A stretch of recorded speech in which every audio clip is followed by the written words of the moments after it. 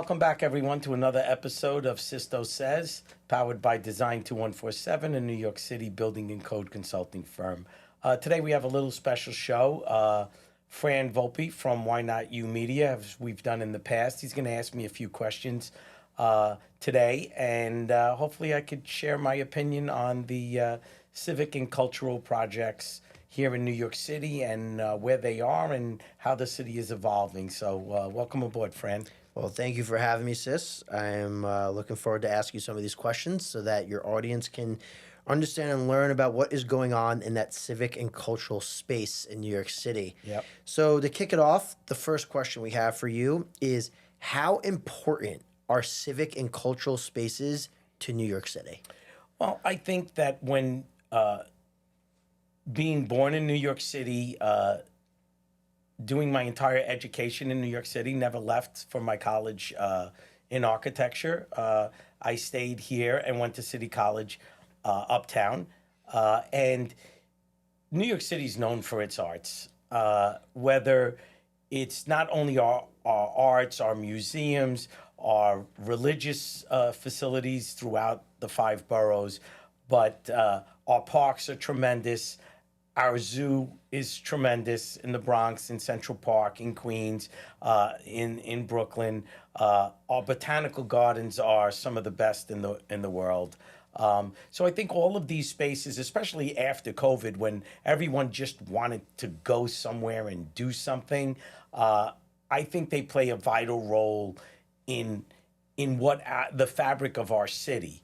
And I think that today, more and more projects are being revisited to continue to support that.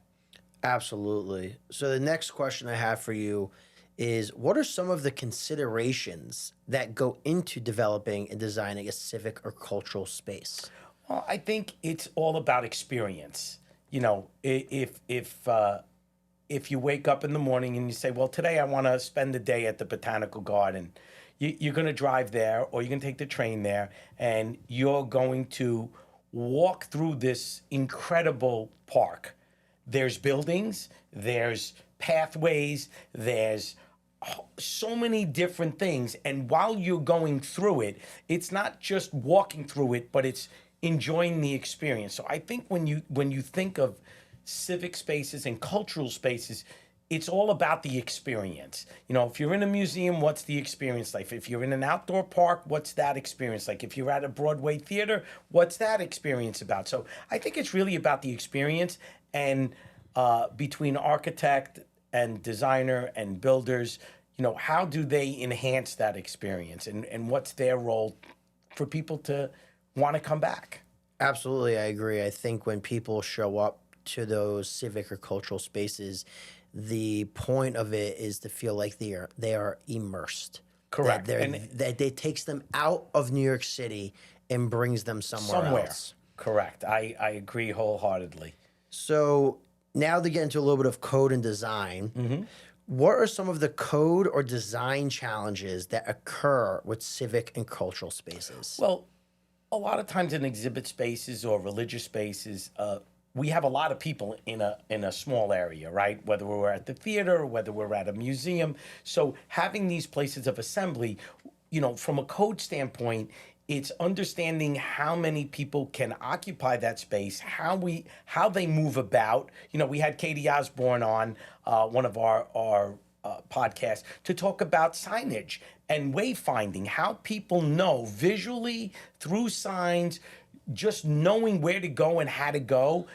That's really important in that type of design, because when you're in this experience and you're immersed in it, if there is an emergency, can you get out? Do you know where to go? And how easy is it to find your way around? So I think it plays a vital part in the design every day, that there's probably a large quantity of people in a space. Absolutely. So to talk a little bit about Design 2147 and the projects that you guys have worked on over the last 36 years. So tell us about some of those civic or cultural projects that you and the company have worked on recently. Well, you know, there's some interesting projects. We worked on a project on Broadway where we took a landmark theater. We were responsible for the code. and we wrote different discussions about how to take this landmark theater. Great idea by this developer. It's the TSX Hotel, and they slid a hydraulic ramp underneath the theater. They jacked it up 3 stories and reconnected it. So when you talk about the preservation of it, just that Landmarks was able to understand how vital this piece of architecture was, and to allow us and this team to literally move it 2 stories up in the air is incredible. So I think that one of the great things about New York City is that they preserve a lot of the really great things that they have. We do a lot of work at the Botanical Garden in the Bronx. It's really a special place for me. I love the outdoors. As you know, I'm a big golfer. I love being outside. And for me to just go up to the Bronx and walk around at the Botanical Garden and get immersed in the beauty of the landscape, of just the natural rock and just everything about it. It's just a magical place. And I think that iconic as Central Park is the same way. So I think that all of these spaces for New York is a place for us to get a different experience about being in a small apartment, and then in 5 minutes you can be in Central Park and walk for hours and go to a pond and go to the zoo, go ice skating, go have lunch. You know, it's magical. And I think that the city and all of us have a responsibility to continue to maintain them and continue that experience for generations to come. Absolutely. So, last question for you. Okay. So, as a lifelong New Yorker, right, you mentioned a few of the civic and cultural spaces that you guys have worked on, that you like visiting. What are some of your favorite spaces in the city, and why? I would say that being in Europe, visiting Italy quite often, I have a soft spot for churches, regardless of which religion, temples, churches, mosques. I think that they have a spiritual place for us to have a different experience. So I really enjoy the architecture. So, you know, St. Patrick's Cathedral is way up there. St. John's the Divine is way up there. But if I had to pick one place, I would say it's probably Rockefeller Center. I just think that the mass, the volume, just all of it being in that center with the ice skating rink and just everything about it, it's just so well coordinated that it just draws people from around the world. So you go to St. Pat's, then you walk down and you say to yourself, it's just an outdoor place, but there's something magical about it for me. But there's so many. There's so many great iconic pieces of architecture in New York City that you could probably spend a good portion of your life each week picking one place to go to and saying, well, today I'm going to go to the Guggenheim, and tomorrow I'm going to go to the Museum of Modern Art, and the next day I'm going to go to the zoo, and the next day I'm going to go to the Queens Zoo, and the next day, you know, it just keeps going and going and going and going. Plus, there's new pieces that keep coming out, you know. So I believe that it's just such a vibrant part of the fabric of New York City.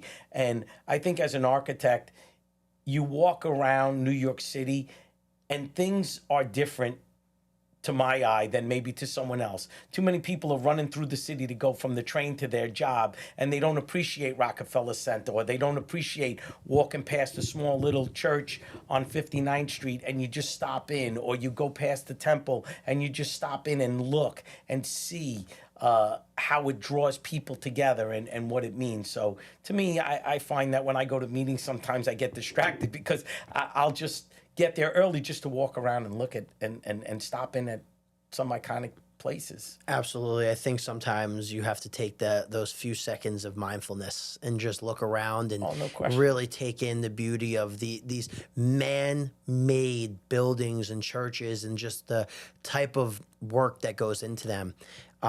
With that being said, though, what are some of what's your closing statement for those that are watching or listening to this episode? My closing statement, I think, is twofold. One is I want to go back to the last question, and if anyone ever has a chance, I love the Empire State Building. It's been one of my favorites. So is the Chrysler Building.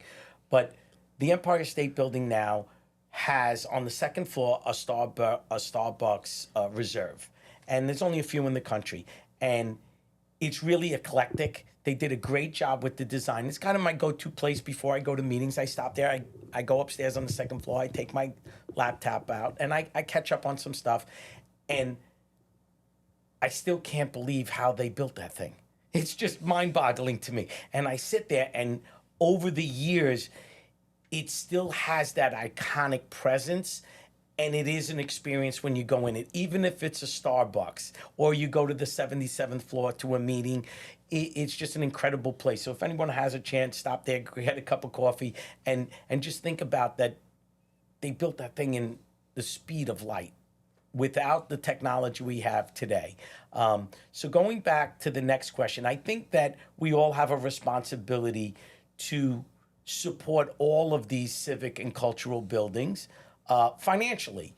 That when you go and they come around and they say, hey, do you have a donation? You may only put $5 in it, but that $5 goes a long way. Because if everybody who stops at the Guggenheim and puts in $5, besides the mega donors, but everyone else, we feel like we're part of preserving that cultural building, or we're part of that community. So definitely donate and keep the donations coming, so these places will be there for our grandkids and then eventually for their grandkids. The second part of it is I think that in this city, the Landmarks Commission and other organizations preserve that. And they do a really great job of maintaining the appearance, the feel, the experience, all of it, because of their hard work. So absolutely, I think we should do more in that sector, and we as a company like to do what we do, but we truly find a passion and satisfaction when we complete those type of projects, because we bring our families to them, we tell other people about them, and they get to experience as well. Well, thanks again, everyone, for tuning in today to this episode. This is a new thing that I've been doing from time to time with Fran, just asking some general questions about the different sectors of New York City, and trying to give a little bit of experience of what I feel when I walk through this city, and how much I love it, and I think it's the greatest place in the world.